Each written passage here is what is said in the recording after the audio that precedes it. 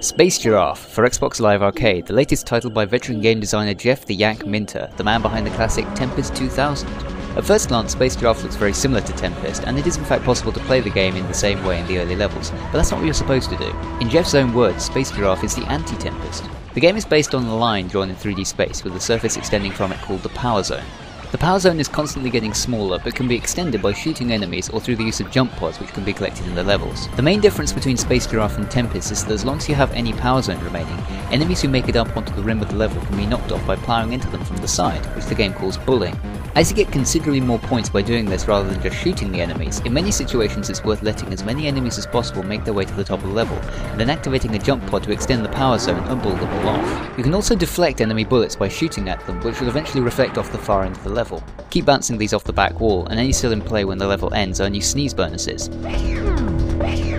Obviously, the more bullets you keep in play in this way, the greater the chance that you'll get hit, so this becomes an interesting risk-reward balance to maintain in the background of dealing with the enemies themselves. The concept behind Space Giraffe is very solid, and the game plays like nothing else you've ever seen, and can be quite fun when you get the hang of it. Unfortunately, the game is seriously let down by its graphical style. The game is actually built on the same engine as the 360's music visualization software, also made by Llamasoft, and as such is full of bright colours and trippy effects.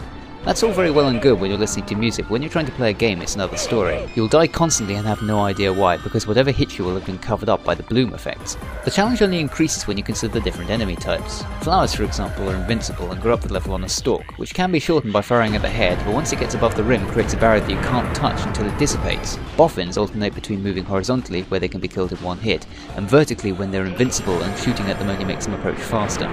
Once on the rim they can't be bulled and can only be dealt with by jumping above them and shooting. As such, you have to be very careful with how you treat enemies, especially when they get onto the rim. However, identifying them amongst the flare can be tricky, especially when there's more than one type close together. In a game that encourages you to lunge into crowds of enemies, not knowing if doing so will get you a bonus or kill you is pretty much unforgivable.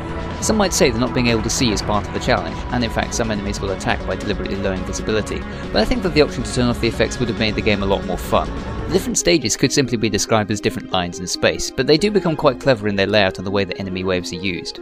Some of the geometry involved makes the lack of visibility a lot worse, which again might be the point, but doesn't make the game any less annoying to play. It's a real shame because otherwise the game's presentation is very good. As you'd expect from a man whose back catalogue includes Sheep in Space, Attack of the Mutant Camels and Llamatron, the game is infused with a very eccentric sense of humour. The sound effects are addictive little non-sequiturs, and the end of level rankings will tell you that you're meh and nearly good, and the achievements are called things like the Great Green Arkle Seizure, for getting 20 sneeze bonuses naturally. The music isn't really my sort of thing, but fits in well with the psychedelic nature of the game. So, is Space Giraffe worth 400 Microsoft points?